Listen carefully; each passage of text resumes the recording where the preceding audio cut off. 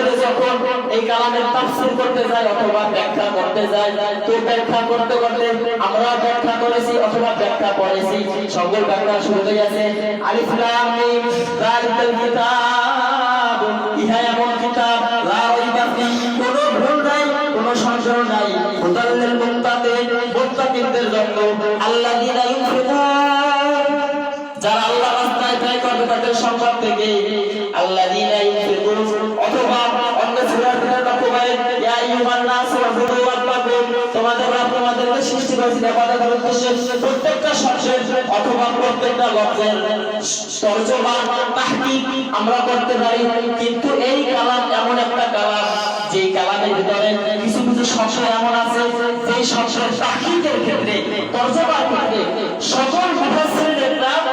অথবা সকল আলেম ব্যাখ্যা করতে গিয়ে শুরুতেই যখন আসে আলিফ লাম মিম এরকম যে শব্দ হা তা সিন মিম, তখন তারা বলে আল্লাহু আ'লামু বিমুরাদি, কেমন কালাম এইটা নাযিল হয়েছে 1400 বছর পূর্বে মুহাম্মদের উপর। যখন এই কালামুল্লাহ শরীফ নাযিল হইল,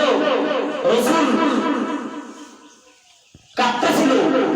এর ভার এর ওজন এত পরিমাণে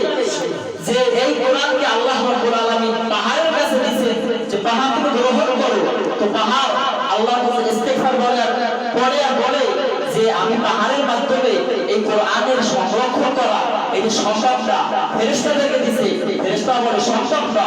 এরপরে সমস্ত যত মাখলুক আছে প্রত্যেকের কাছে মালিক এই কালামুল্লাহ শরীফকে দিয়েছে, সকলে একই বাক্য বলে এই কালামের যে ওজন যে ভার এইটা আমার দ্বারা গ্রহণ করা সম্ভব নয়, একমাত্র মানুষ ছাড়া এই কালামের ভার কারো জন্য গ্রহণ করা সম্ভব নয়।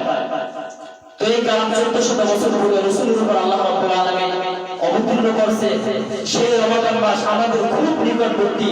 তো এই কালামের মুহাব্বত, এই কালামের মায়া, এই কালামের ভালোবাসা যদি ভিতরে থাকে তো আশা করা যায় এর বিনিময় হইল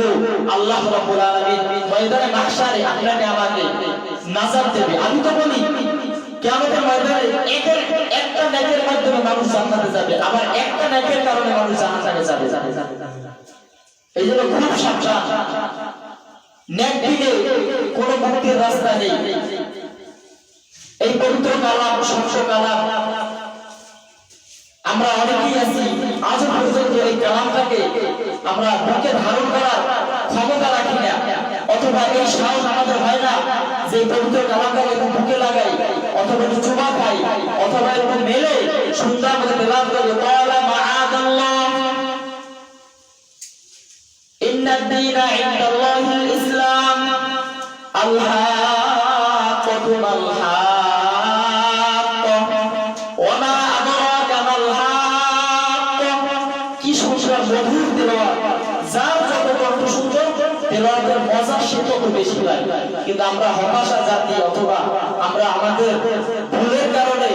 এই কোরআনকে আমরা শিখতে পারিনি, ধরতে পারিনি, চুমো পেতে পারিনি। যদি আমি জিজ্ঞাসা করি আপনাদেরকে যে সারা জীবনের ভিতর এই কোরআনকে কি জীবনে একবার বুকের সাথে লাগাইছেন, এমনও বান্দা পাওয়া যাবে যে সারা জীবনের ভিতর আমরা এই কোরআনটাকে দুই হাত দিয়ে ধইরা একদিন দেখি নাই যে আসলে জিনিসটা কি আল্লাহ আমাদের উপর নাযিল করলেন মুহাম্মদের উপর, এইটা আমরা কখনো এমন আছি এইটা আমরা করি নাই, কিন্তু না এটা আমাদের কোনো ভুল, আমরা করতে পারি নাই, এই এক ভুল। কিন্তু আমরা যদি এটাকে একটু বুকে লাগাই, চুমো খাই, দোয়া এর বিনিময়ে আমাদেরকে নাজাত দেবে। যেমনি ভাবে দেখেন আমাদের রাসূল আমাদেরকে মুসলমানিত্ব শিখিয়েছে, এই মুসলমানিত্ব শিখিয়ে যাইয়া আল্লাহ রাসূল মৃত্যুর পূর্বে তার চাচাতো ভাই ফজল ইবনে আব্বাসকে, তাইকে বলে আব্দুল্লাহ ইবনে আব্বাসের ছোট ভাই ফজল ইবনে আব্বাস,